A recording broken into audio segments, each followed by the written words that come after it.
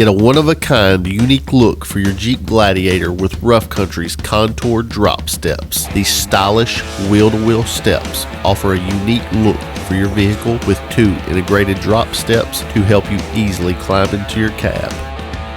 Before you begin installation, review the included instructions and verify that you have all the required parts and hardware before proceeding. You also want to verify that you have all the proper tools before disassembling your vehicle.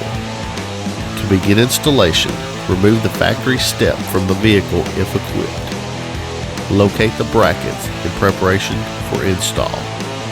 Install the pinch weld bracket into the step mount and secure using the supplied hardware.